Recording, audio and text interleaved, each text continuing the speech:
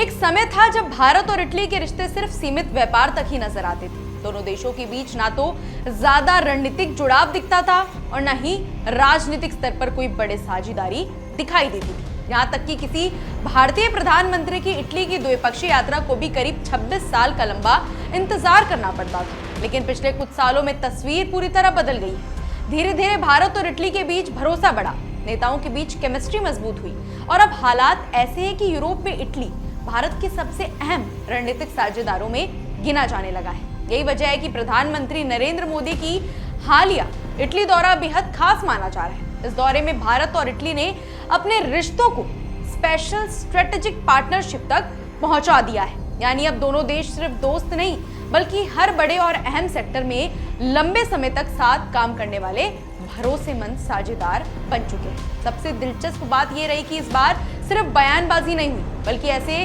कई बड़े समझौते किए गए जिनका असर आने वाले समय में सीधे भारत की अर्थव्यवस्था, युवाओं, टेक्नोलॉजी, रोजगार और व्यापार पर देखने को मिल सकता है। पीएम मोदी और इटली की प्रधानमंत्री जॉर्जिया मेलोनी के बीच हुई बातचीत में defence, AI, clean energy, research, health, शिक्षा, समुद्री व्यापार और संस्कृति जैसे कई बड़े मुद्दों पर फोकस किया गया है। सबसे बड़ा फायदा डिफेंस सेक्टर में देखने को मिला है क्योंकि दोनों देशों ने defence industrial road map launch किया है। इसका मतलब है कि भारत और इटली अब मिलकर एडवांस डिफेंस टेक्नोलॉजी, हथियार निर्माण और रिसर्च पर काम करने वाले हैं। इससे भारत को अपनी रक्षा व्यवस्था मजबूत करने के साथ साथ मेक इन इंडिया और डिफेंस मैन्युफैक्चरिंग को भी बड़ा सपोर्ट मिलने वाला है। यानी आने वाले समय में भारत में नई इंडस्ट्रीज, नई टेक्नोलॉजी, रोजगार के अवसर बढ़ने वाले हैं। इसके अलावा दोनों देशों ने क्रिटिकल मिनरल्स को भी अहम समझौता किया है। ये वही मिनरल्स है जो electric cars, mobile, battery, chips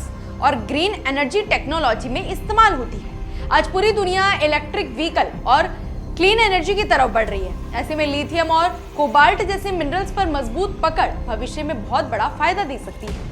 Bharat और इटली अब इस सेक्टर में मिलकर काम करेंगे ताकि दोनों देशों की टेक्नोलॉजी और सप्लाई चेन मजबूत हो सके।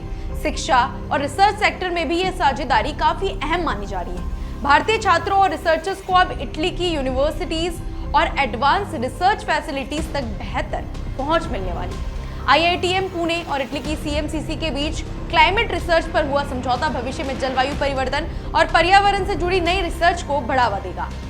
वहीं भारतीय साइंटिस्ट को नई टेक्नोलॉजी और रिसर्च प्लेटफॉर्म का फायदा मिलेगा। हेल्थ सेक्टर में भी भारत के लिए बड़ी खुशखबरी सामने आई है क्योंकि इटली ने भारतीय नर्सेस और हेल्थ केयर प्रोफेशनल्स के लिए नए अवसर खोलने पर सहमति जताई है। इसका मतलब आने वाले समय में भारत के युवाओं के लिए विदेशों में नौकरी के नए रास्ते खुल सकते हैं। इतना ही नहीं, भारत की पारंपरिक चिकित्सा पद्धति आयुर्वेद को यूरोप में पहचान दिलाने के लिए भी दोनों देशों ने हाथ मिला लिया है। समुद्री व्यापार, पोर्ट इंफ्रास्ट्रक्चर को लेकर हुए समझौते भारत की मैरीटाइम ताकत को मजबूत करेंगे।